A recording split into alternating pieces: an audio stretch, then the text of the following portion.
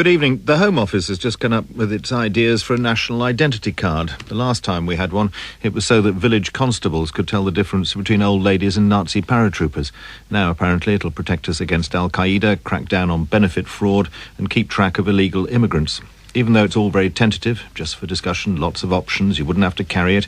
It's even called, rather shiftily, an entitlement card. Anarchist and Thatcherite alike say it's the end of freedom as we know it. Throughout the rich world, but most noticeably in Britain and America with our more permissive traditions, governments are responding to last September's terrorist attacks by trying to remove legal rights, increase surveillance, and make citizens more accountable for who they are and what they do. They say the threats are real. They say innocent people have nothing to hide. They say the most basic civil right is the right to live in peace without fear. Their opponents see only a slippery slope to an Orwellian future, where the state has too much power over the individual, where minorities are targets, where privacy itself is a privilege of the past. How does an open society protect itself? How do we find a balance between security and liberty? Our moral maze, live. Our panel, Professor Ian Hargreaves, the former national newspaper editor turned sage, the social commentator Melanie Phillips, Claire Fox of the Institute of Ideas, and the biologist Professor Stephen Rose, who's head of the Brain and Behaviour Unit. Melanie Phillips, where do you stand on this? Well, I don't buy either the Orwellian nightmare or the need to drive a coach and horses over our liberties. I think a balance has to be struck. And I also think that since September the 11th, we do need to recalibrate the balance, but the restriction of liberty must always be a price worth paying. And as a result, I do have great reservations about some of the proposals being made by the government, but I think lumping them all together, as people tend to do either in support or opposition, means that we lose sight of where that balance must be struck. Claire Fox. I think freedom is an absolute good and not negotiable, and sometimes, actually, we might be safer if we had less liberty, but I don't want to pay the cost. The safest life I could lead would mean I wouldn't get out of bed, or I'd be constantly watched over by a nice guardian. It'd be a bit like being in prison, or Channel 4's Big Brother, even worse, I think. What kind of life would it be? It seems to me the only freedom we get offered today is the freedom from fear. And ironically, I think that that makes us more fearful of each other and makes society feel as though we shouldn't trust each other. Stephen Rose. Funny thing, the email inviting us to take part in this session of the panel carries the termination note. Please note that the BBC monitors emails sent and received. Further communication will signify your consent to this. Now, of course, us 60s radicals always knew this. We always knew we were being tapped and listened to. So what's new now, except the technology is better surveillance from electronics to DNA bases? And as for ID cards, well, if I lived in a decent democracy with a constitution, if I was a citizen and not a subject, then I'd be proud to carry one. Ian Hargreaves. Well, I think that the fact that the technology is so much more powerful does make a difference. It gives the state new power, and I'm not sure that the outcome is morally beneficial. Think about the way you teach children. If you put them under permanent surveillance, picking up every infringement, the child wouldn't learn moral judgment. It would turn into either a robot or a rebel. We need privacy on the grounds of morality as well as of liberty. Panel, thanks very much indeed. Our first witness is Professor Alan Dershowitz, who's a law professor at Harvard University in the United States, author of Shouting Fire, Civil Liberties in a Turbulent Age, and currently working on a book on terrorism, Why Terrorism Works, coming out in September. He's on the line now from America. Professor Dershowitz, as far as ID cards are concerned specifically, do we not have a right to privacy, and perhaps a little bit more than privacy, anonymity? Well, we do have a right to privacy, and we have a certain right to anonymity. For example, I believe we should be able to go on the Internet and rail and rant without giving our names. But do we have an absolute right not to identify ourselves to the government when we go to an airport or a large building? I think the answer to that is no. The Thoreauian world of Walden Pond is long past, with today a mandatory draft in the United States, at least draft registration, Social Security, Medicaid. So I would distinguish between privacy, which I value very strongly, and absolute right of anonymity. And I think one of the reasons for a national ID card is precisely to avoid racial stereotyping and racial profiling. When I started teaching at Harvard many years ago, and African-American students started to come to the school in large numbers, they were often racially profiled. But when we gave out ID cards, and they could show their ID card, they were profiled far less often. And so, for me, everybody should give up a little bit of liberty in preference to a small number of people from racial minorities being asked to give up all of their liberty. I understand. Melanie Phillips, your witness. Professor Dershowitz, as I understand it, you are in favour of ID cards because, most importantly, you think it will work against terrorism. I'm afraid you're going to have to persuade me about that. Can you explain precisely how you think an ID card is going to protect people against terror? Well, the ID card that I would propose would have just the name, the address, the social security number, a photograph, and a chip matchable to a person's fingerprint or retinal print, so that you could be absolutely certain that the person showing the card is the person whose name appears on the card. That would make it somewhat harder, not impossible to be sure, somewhat harder to get on airplanes using false ID. We know that Al-Qaeda has a booklet telling people how to get false IDs in the United States and the state of Virginia, because it's very easy to get a driver's license there. My ID would simply be an upgraded driver's license with a computer chip, but with no privacy information contained on it.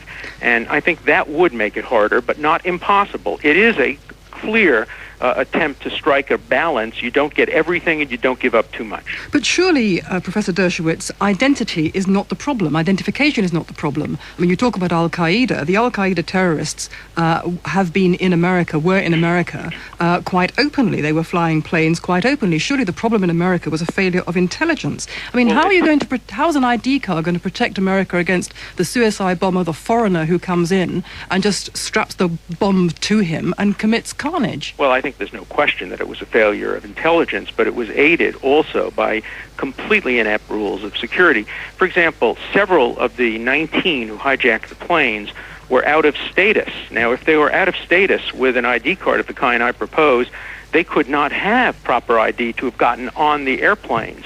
Now, you can hypothesize a situation where they could create fake IDs, but it's pretty hard to do if you have a requirement of a chip that's pretty sophisticated that matches the retina or the print. I think from the data I've heard, as many as 7 of the 19 would not have been able to get on the airplane. But you don't have to go on an airplane to commit acts of terror. I mean, if you were a terrorist, having done that already, you would think of another wonderful idea, and you would almost certainly come up with an idea which would enable you to do so without having to produce any identification at all. Surely the whole question of identification is monumentally irrelevant. What's needed is intelligence and policing, in which America has signally failed. Well, if you take your argument to its logical conclusion, all controls are monumentally irrelevant, because if you look at a country like Israel, which has used massive controls, there's still some terrorism that makes it through. What we don't know, we don't see the dark side of the moon. We don't know how many acts of terrorism are in fact prevented by tough security measures. And I just respectfully disagree with you. I think that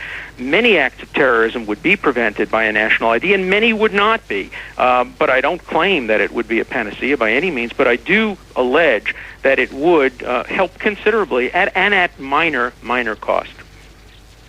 Claire Fox. You seem so mealy-mouthed about how minor it would be. Nobody's I can't see the advantage. Mealy-mouthed before. That's a strange one. I just cannot understand, other than the fact that you don't seem to want racial profiling and you want everybody to lose a bit of liberty, whether you think that this will actually work. Well, don't put words in my mouth. I would rather have nobody lose any liberty and nobody be exposed to terrorism. We live in a real world where we have to make some trade-offs, and I'd rather the trade-offs be a little bit from everybody than a lot from a few. And if it didn't work, I would be against it. I believe in experience, and experience suggests that national ID cards do work. They've worked, I think, quite effectively in some countries that use them.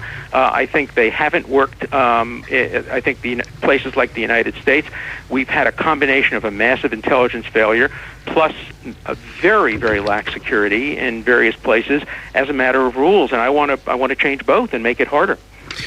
Okay. Do you not think that an indiscriminate targeting of everyone is actually going to mean that people are presumed guilty rather than innocent, and that we will in fact avoid the intelligence that Melanie Phillips thinks we need to catch terrorists, which I think is right on? Exactly the opposite. If everybody is required to carry the card, or in the alternative, not to carry the card, but to use the card at places where identity is required, such as airports or large buildings, then there is clearly not a presumption of guilt. There is a presumption of guilt when we select only certain people for super scrutiny on the basis of what they look like or what their religious preference happens to be. So mine is intended to strengthen the presumption of innocence, not at all to weaken it. Ian Hargreaves? Professor Dershowitz, Could I ask you about a question wider than ID cards? Mm-hmm. Are you in favour broadly of the measures which have been taken also in the United States to change legal process, for example, to use different forms of tribunal, closed legal procedures in prosecuting suspected terrorists? Or no, I'm adamantly opposed to all of that, and I've been a leading civil libertarian spokesman against the administration's changes. I'm against all secrecy, all closed anything, all closed tribunals. Okay. So how do you apply that principle of liberal openness to the issue that arises from the ID card, which is the terms on which the government could require to use it? Would you be happy? I mean, you use the example of the airport. Would you be happy for any policeman to be able to stop any citizen and say, show me your ID card? No, I'm against that. I'm in favor of simply not changing when we can be requested to show ID. That would be the same. In fact, I'd probably reduce the amount of time that the government can ask you for the ID. The only point is when it's appropriate to ask you for an ID, and I think we would all agree that boarding an airplane is an appropriate time, going into a large government building is an appropriate time. We might argue about going into a large private building. But whenever the government can ask you for ID, you would be required to get, in order to satisfy that criteria, to show a proper ID. We do that in the United States today. The proper ID happens to be a driver's license, but it's easy to forge. I would change that into a uniform national identity card with a computer chip. But I wouldn't change the times in which they could ask for identification. Stephen Rose, I'm actually astonished that you actually argue that having an ID card would actually diminish racial profiling. But it's not the evidence in this country. The evidence in this country is that black and ethnic minority people are much more often picked up by the police and asked to show their papers than non-black and non-ethnic minority people. And I suspect that's likely to be true in the States as well, especially granted the number of Arab origin citizens present in the States at the moment. So let's assume that's true for a moment, and I don't believe it is, but let's assume it's true for a moment. The mere showing of the paper, if it passes muster, would then provide no excuse or opportunity for any further detention. Whereas today, if a person is suspected because they're Arab or Muslim looking, they are detained. We have some who have been in detention now for hundreds of days, and we have hundreds of them, denied the right to counsel, denied the right to appear before a judge. My argument is that if everybody is required to show the card, the showing of the card obviates any excuse for taking the step any further. And my experience with profiling at Harvard Law School, I think, justifies that. Professor Dershowitz, thank you very much indeed. Our next witness is Simon Davis, who's Director of Privacy International. In your view, are ID cards an unacceptable infringement of our privacy, and isn't that a bit fastidious? After all, you've just heard Professor Dershowitz, who's a civil liberties lawyer, after all. I think in the context of Britain in 2002, they're not just dangerous and unacceptable, they're also pointless. Reading through the government's consultation paper, hearing David Blunkett speak, I can see no reason to have a card. I mean, I have a conspiracy theory. I have an idea why government would want one, but it's certainly not for the stated reasons, and that's what I find so offensive. So you're against it on principle, you're against it for utilitarian reasons, and you have a conspiracy theory? I think it makes economically no sense. In human rights terms, it's dangerous, and I think pragmatically we wouldn't want to go down this road. Stephen Rose, your witness. Well, let's take the issue of principle to start with. What I don't understand is if I'm a citizen of a country and I have to carry a passport, I have to carry a driving license and so on, what is essentially different about carrying a card confirming that I'm that citizen? And shouldn't I be proud of being a citizen of my country? I think you're, with respect, confusing a couple of ideas here. This isn't about carrying a card. This is about setting up an identity system based on a common numbering platform so government can link databases together. This is clearly, transparently what the goal is. And there was a report issued by the Cabinet Office only about 2-3 months ago, forwarded by the Prime Minister, outlining the government's objective of creating a single information entity. I understand that. Let's come to that in a moment. But actually, sort of granted that any UK-born citizen has a national health number or has a national insurance number if they're in employment and so on, and anyone who travels abroad, and many British citizens do carry a passport, we have those numbers already. Therefore, the database exists. Is your objection simply to the identity card because it can link the whole lot together?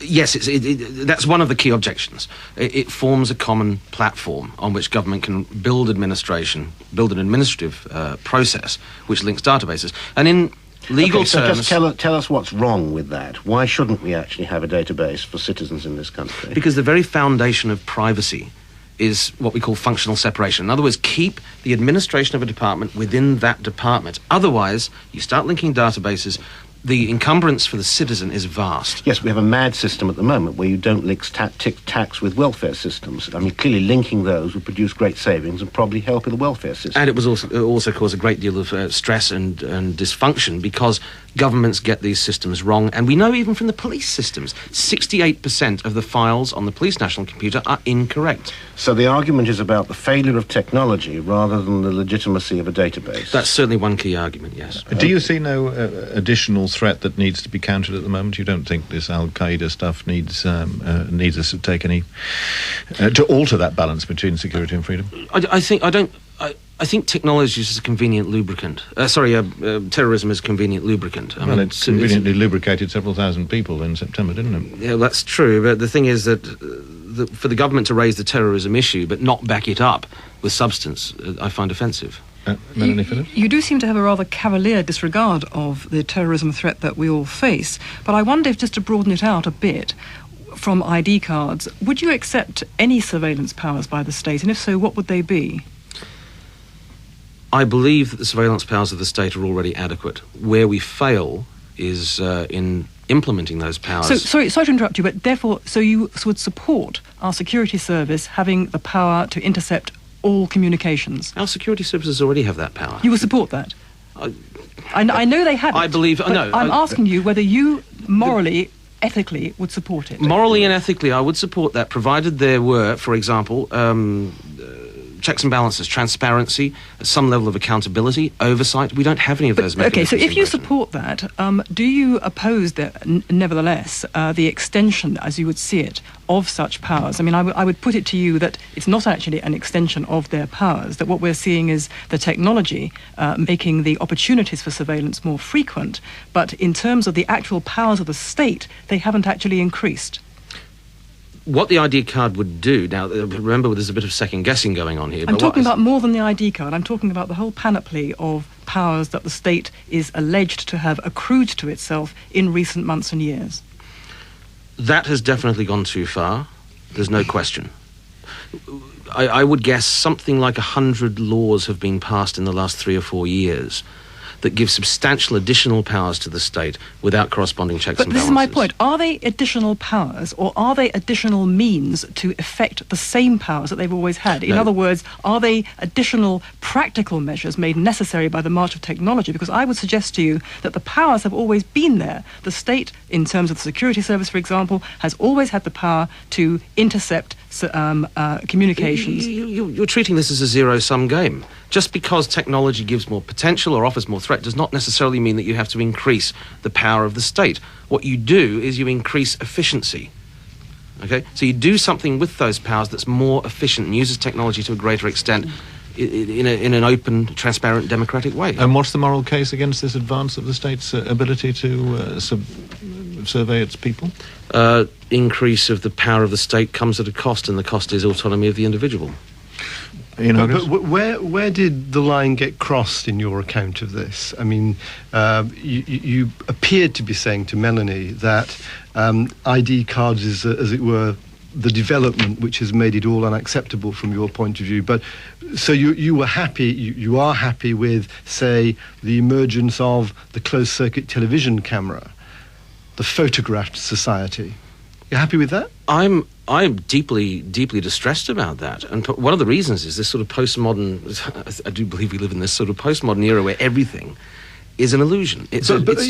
Well, without going right down the track of postmodernity, I mean, the interesting moral question, if you take the cameras as an example, is that communities other than the state itself decide that they would quite like to have cameras in order to be able to acquire evidence about hooliganism or whatever. Are you opposed to that? If it's in the hands of the community, we have a set of, I think, an entirely different set of questions. And I do worry about that too. Neighbour using cameras against neighbour, for example. Parent using it against child. I have a concern in the first instance that the state leads the way. The state leads by example to the extent of subsidising those communities, and perhaps without having a sort of economic imperative which is left to the market. But what is the actual moral difficulty that's encountered by us using technology to know more about our movements in public? Let's keep on the relatively uncontroversial side of it, our movements in public. Why is that a problem? Because the police we could stand and let him answer. Get this just by looking. Okay. Well, it doesn't follow, I think, morally, legally, in any other sense, that just because we are public, we are in the public, therefore everything we do should be totally transparent and available to all. It's a notion which, has been discussed, but I think given the technology that we discuss, our movements in public can be analysed, can be dissected and transmitted, broadcast, analysed in such way that they could never have been before. Yeah, but what's wrong with that? That was the question. It comes down to I really believe it comes down to a question of, do you trust the state? Do you trust technology and this level of power? But you don't trust anybody else. You don't trust anybody to have this information, not the neighbour, not the community, not the street. Not without safeguards, no. I think there should be limits. Sam Davis, thanks very much indeed. Our next witness is Janet Radcliffe-Richards, the philosopher, of course, secular philosopher. Janet, do you regard identity cards as a constraint on our freedoms? I don't see why they should be. I think one of the problems about this is drawing an opposition between security and freedom in the first place. I just don't see them as opposed.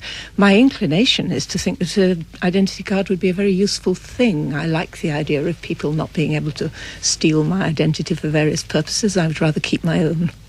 Claire Fox, your witness. You don't see safety and freedom as opposed, but in fact it's constantly put forward by both sides of the argument that they are. The government says you can't have everything. We need to attack liberty in order to have safety. Surely you can recognise that this is a contemporary debate and that actually freedom is being lost in the name of safety. Well, I don't know what freedom is being lost.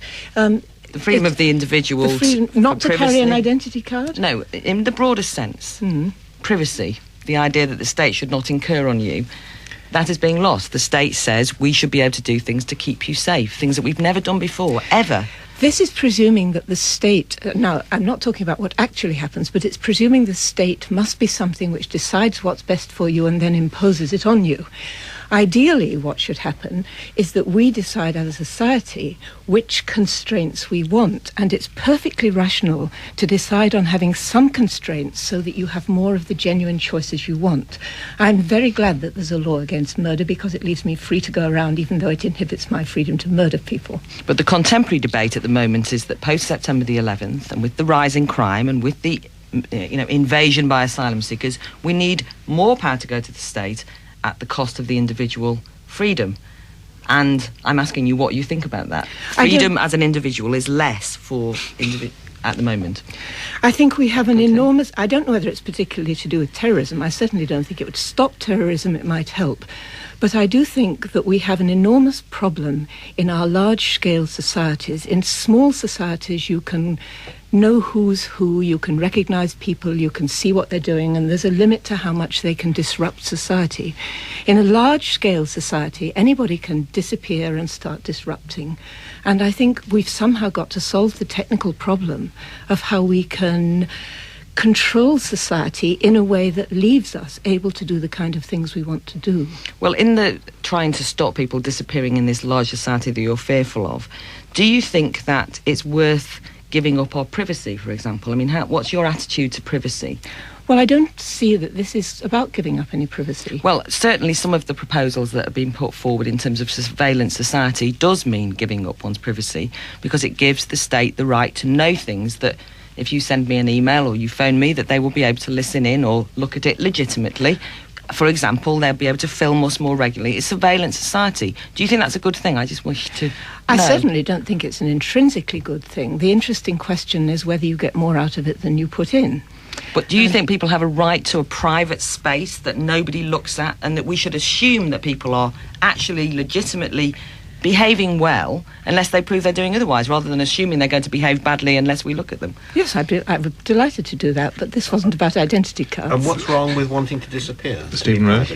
I'm not talking about disappearing and being private. I'm just talking about the general principle of keeping an organised society. You cannot just presume that everybody is going to spontaneously act in the general good. But you've got to have some way of keeping it. You do assume that they're innocent unless they do something to make them guilty. Yes, indeed. Do you see any difficulty, though, in the point that Simon Davis was making, that because this technology allows all this information to be correlated, that this allows the state, and indeed others who may get access to the data, a type of knowledge which wasn't available even in the smaller scale communities which you're referring to? Yes, I am worried about that. I'm certainly not saying the state should know everything. I'm just saying that we have to recognise that the kind of values and principles that we used for running small societies may not work on a large scale. So how would you safeguard, if you're in favour of ID cards, how would you safeguard the information that is in there and prevent it being used in that way? Isn't that impossible in reality? I suppose it depends what's on the ID card, but what your first witness was talking about, with just your name and address and the iris pattern, doesn't strike me as very sinister. It doesn't contain my medical records or my tax details. No, but it will be cross-matchable to your tax details and your medical I records agree in that such this a is system. I agree that this is a serious problem, but I don't think you can solve problems like that by saying at the outset nothing of the kind should be allowed. You have to know where to stop it. Melanie Phillips? You made a remark just now which rather jarred with me. You said we shouldn't or can't presume that everyone is acting in the general good. Isn't that actually the basis of our free society, that we do precisely assume that everyone is to be presumed innocent, that people should be able normally to go about their business without having to prove themselves? And doesn't the whole apparatus of identity cards reverse that? And aren't you actually implying that it should be reversed? I'm certainly not saying it should be. I don't like the idea at all. I'm just struck by the way that crime and bad manners and in public and all kinds of things like that happen in large-scale societies where you're not constantly meeting the same people again. I understand that, and I have great sympathy with that, but it's a question of the presumption. Should our legitimate, in my view, fear of crime and greater fear of terrorism mean that we start viewing our fellow citizens as having a presumption for the bad rather than the good? Wouldn't that fundamentally alter for the worse our society? Well, I'm not sure that it would, because, and I think this is the thing you would agree with, the way you learn to trust other people, the way you learn cohesion in society is through having a group of people that you do trust. If you're plunged into a group of strangers, you don't know whether everybody's against everybody to start with. It's been said that the great breakthrough in civilization was when you learned you didn't have to try and kill any stranger that appeared. It's tremendously important to have public order so that we know we're safe wherever we go. Claire Fox? I just wanted to ask you about the indiscriminate nature, following on from what Melanie said. I mean, it strikes me that in, for example, the war against terror, that there has been a singular failure to catch, for example, bin Laden, but a kind of more indiscriminate approach has led to the bombing of weddings. Isn't there a danger that we're actually... No, but I make this point because I think that there is a danger that we use a blanket response to something like ID cards, and in doing that we actually avoid tackling the real intelligence problem of finding the people who might be responsible. Do you think there's a danger with this general ID card to make us all feel safer, that that's what will happen? Certainly, I think there's a danger. I just don't think that's a reason for resisting it out of hand. Janet Radcliffe-Richards, thanks very much indeed. Our last witness this evening is Professor Conor Gearty, who's currently Professor of Human Rights Law at King's College London, and he's the incoming Director of the Human Rights Centre at the London School of Economics. What, in your view, and coming from that particular perspective, is going on here with not just with ID cards, but with the so-called Snoopers Charter that actually got shot down? Yeah, there is something. Other things. There is something mysterious about the fetishization of identity cards. There's this kind of vision of a society that has no surveillance, that has no cards, and that suddenly this idea is being imposed. But of course, there's already a vast set of means by which people can be controlled and seen. So I think the argument goes right beyond identity cards, good or bad. It's about trust, I think it's about accountability, it's about a fear of the state. So that, in common with all exercise of state power over the individual, if there is a proper structure, if there's accountability, if there's a degree of proper deployment, then identity cards, together with many other exercises of state power, are, in appropriate circumstances, quite right. Do you feel that we are getting this balance right at the moment under the provocation of the events of last September? Well, the issues go that deep, I think, and identity cards, the way they're being sold at the moment, has I don't really mean caught identity up in cards. that way. I mean, go beyond identity cards. Are we in danger of losing the balance here? Yeah, the reason I mentioned them was, I agree we are, and the reason we are is that all sorts of things are now being presented as the consequence of the events of the 11th September. And quite a lot of inclinations that government had, and factions within government, because there's no such thing as an homogenous government, of course, to reconstruct the relationship between the individual and the state, are being given this new lease of life by this empty invocation of the events of the 11th, as though that ends debate.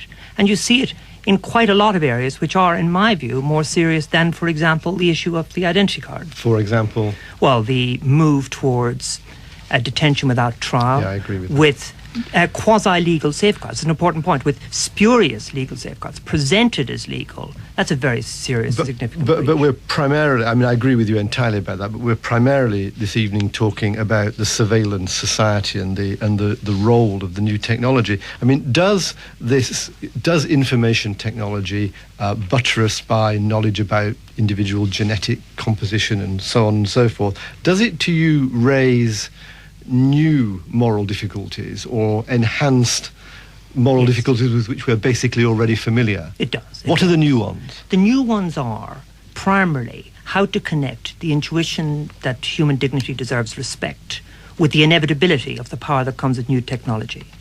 We cannot disinvent the technology. We cannot pass some idiotic act requiring government not to deploy these powers against us. The question, the test for the state, is how to preserve that degree of special personality that we all have in the face of this technology. And so if you take an example, email, which is a different manner of communicating from the telephone, a bit different even from letters, what should the state be saying about that? That it should back off further with email than it might have done with telephone or letters, because it's a more intimate form of communication? Well, it seems that what you need to say about email is what you say about communication generally, that there need to be some proper methods for holding to account state agents that engage in the interference with such communications for carefully defined reasons. So the principle not only of respect for human dignity, but the principle of legality becomes very important here too. But the question, what I'm trying to get at, is whether you think that those procedures need to be more intense because the technology is more powerful. They need to be properly connected to the technology and not caught up in some past technology. And that might mean, yes, more intense. Stephen Rose. Let's think about how we could get there. The Simon Davis, for example, was worried about identity cards because they offered the possibility of linking up all these various databases. Do you see this as a problem, or do you see it as desirable to link up those databases? Well, the devil is in the detail. We can talk in very general terms about these potentialities, but the actual challenge for the lawmaker, and that means Parliament and not just the executive, and it also means the executive, not just the Secret Service, is to ensure that these things are implemented in a way which provides for effective coordination without invasion of dignity and without departure from legality. In which case the issues become also, as Simon Davis says, those of transparency and accountability. Now, let's take it for granted we're all being surveilled if we're troublemakers, and I hope that some of us are troublemakers. How do we get the transparency and accountability? Well, straightforward examples will be drawn from recent legislation where attempts by many people to require, for example, judicial warrants before invasions of privacy were resisted. And there were efforts made to reduce the level of sanction to one of police authorization. That seemed to me quite wrong, quite scary. Indeed, but it happens nonetheless, doesn't it? There's been a very serious erosion of the assumption that an independent judiciary functions as a safeguard for the individual. Yes, you are right. Melanie Phillips? Isn't it the truth, though, that we have actually lots of means of holding to account? We have, data protection laws, we have data protection registrars, data protection codes, we have the blessed Human Rights Act, which we were told was going to protect our liberties in perpetuity against any coercive powers of the state. Isn't it the case that the police, when you talk to them, say they are completely hamstrung? They can't actually mount any surveillance without having to jump through so many hoops that the whole investigation is imperiled. Aren't you overstating the case wildly here? Yeah, the police, I think, no matter how often you untie their arms, always claim that one hand is tied behind their back. And, for example, you can use evidence they obtain in breach of your human rights in court cases to convict them, something which I think is pretty extraordinary. And they don't much remark on that, which gives them, I would have thought, a ludicrous carte blanche. So that's one example of where they do have the powers. Human Rights Act, the Data Protection Act, maybe we do need bureaucracy, a much maligned idea, because it's the structures that these pieces of legislation create that protect the individual from rampant executive power. Claire Fox. That is about managing technically what's going on, but what about the broader climate? How do you think we challenge this idea that in order to prevent future harm and what-if scenarios, that freedom has to be attacked, which is essentially what's being argued now? We have Hollywood-type scenarios that scare the life out of us, and we're told to be safe we must. Do you think we should mount a philosophical and moral defence of freedom, which is not quite where you were going? Yes, I think we need to think responsibly what freedom means. It's not a kind of anarchy of individual want. It's about the way we've constructed our society, which accepts society, but individual freedom within that society, and reject this assumption emerging from the 11th September by elements, I think, that have never really trusted democratic society, that somehow or other, a particular event, horrific, among many horrific events, not even within the jurisdiction, permits a fundamental reconstruction of the relation between the individual and the state. That would be a disaster. Conor Gearty, thanks very much indeed. Right, let's wrap this up. Let's get through identity cards first of all. What did you make as a panel of Professor Dershowitz's view that the introduction of identity cards might actually counter racial stereotyping? You weren't impressed by this, Stephen? Well, the evidence in this country is quite the reverse. Well, we haven't got ID cards, so how can it be evidence? The evidence is that black and ethnic minority people, Muslim people, or identifiably Arab people are stopped by the police. And but Professor Dershowitz's view was that the identity cards would see a reduction in that. Well, it wouldn't see a reduction. They'd just be stopped and asked for their cards more often than they are at I present. think what was getting him, what was uppermost in his mind clearly was the indefinite detention of Muslims and others in America, which clearly is exercising him on civil libertarian grounds, and he's looking for anything that will kind of stop that. Yeah, but I think he's wrong. I think he's wrong for various reasons. He seems to think that the identity card, his case for the identity card seems to rest entirely on a kind of bureaucratic managerial approach, which says it's actually just simply a more efficient way of delivering identification. Yeah, I couldn't work out how it was going to work. It just struck me about the flying lessons, for example. I was thinking they actually knew that some people were taking flying lessons, the ones who actually committed as far as we know, on September the 11th. And all that his ID card would do was tell them everyone who's taking flying lessons. I don't see that means anything other than incurring on all our liberty and not actually solving the problem. Well, but I agree that it was a kind of cop-out. You could see that it was a kind of queasiness about a civil libertarian who didn't want to look as though he didn't care about stopping terrorism. Yes, it was a tactical argument. Yeah. What about Simon Davis, though? I mean, his idea was that ID cards would somehow bring all these databases together, which doesn't sound a bad thing to, on the face of it, Stephen.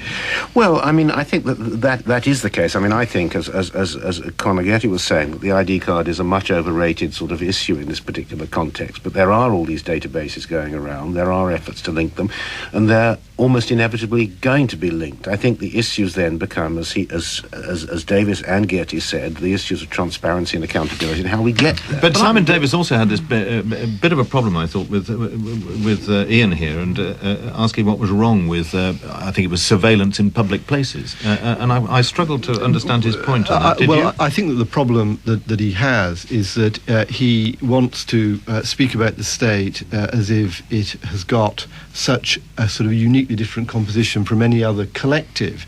All collectives can be oppressive, and we would want to find the right principle for setting limits on what collectives can know about Well, this. sorry, I just thought that on the surveillance society that actually there is a danger with this, that you have a kind of conspiracy that the state is just trying to find out more and more and more. I mean, I do think the state is different because it has the power and my next door neighbour might not. But I think the problem with this context of this, it's not just about ID cards, it's ID cards in this context, is we are turning each other into each other's surveyors, as it were. And I do think that's a very unhelpful climate, because we're all suspicious of each other, looking at our neighbours and thinking, but one of the problems is, but one of the problems is that as a community, or a community of communities, we don't actually look out for each other enough. I'm not saying that we should go around spying and snooping, but we actually have lost the sort of informal mechanisms. We've lost trust by of which each a society. other. We are rather suspicious of each other. That's what Janet Radcliffe-Richards was saying. Well, I've had great sympathy with much of what she said, although some things I disagreed with. But what you need to get to, I think, which I think was Conor Gearty's contribution to the discussion, is getting to the idea of what it is we're determined to protect here. And what we need to protect is the moral right of the individual to dignity, respect and privacy on anything other than the most very serious grounds of concern by the state or the wider community. But do you think it marks, as Melanie was raising the question, do you think it marks a fundamental shift in the way we view the motives of individual members of our society, that we can't assume I think that everybody is acting in the general good? I think there are dangers that we're moving in that direction, not through the surveillance, but through other things that the government has floated, such as the restrictions on jury trial, the end of double jeopardy. I think those things are a bad thing. I think, personally, I don't have much of a problem with the beefing up of terrorism powers, because I do think, unlike Conor Gearty, I do think we are in a transformed landscape post-September the 11th. They're not used for the control of terrorism. I mean, Janet's view that somehow a small society is less, as it were, sort of capable of surveilling and, as it were, knowing what people are doing. Well, we don't know. By definition, we don't know, do we? Well, we don't know what we are being prevented from, what is being prevented from happening. I think village life goes against that argument, but also I think we've got to bear in mind it's not just the state that we're talking about here. These are powers and data which is available to employers, insurance companies and many others as well. There's a bigger overarching question here about whether we would be a better society if there were no secrets, if everything was known. We would clearly be a worse society. Why? Because we would become robotic. It's possible to teach dogs to jump through hoops. It's possible to teach people to follow law by rote. But moral dignity does not lie down that path, and nor does freedom. It has to be a balance. I mean, we have to sort of, I think, have a presumption of privacy and autonomy, and only override that when it is in the interests of the society. And that, in my view, limits this encroachment to crime and terrorism. That's the march of technology, which is actually sort of moving against precisely that. And it's the information technology, it's Menwith Hill listening to all the emails, it's the DNA databases and the whole lot. I think we're allowed to have secrets, but don't let's kid ourselves that this will teach us that we know more. We won't actually know anymore. In fact, this is about anticipating the unknown unknowns and frightening ourselves about things we can never know. The point is that as the technology gets more and more powerful, the test has to be harder. OK, that's it for this week from our panel, Melanie Phillips, Claire Fox, Stephen Rose and Ian Hargreaves, and from me. Until next week, but don't tell anybody. Goodbye. The Moral Maze was chaired by Michael Burke and produced by David Coombs.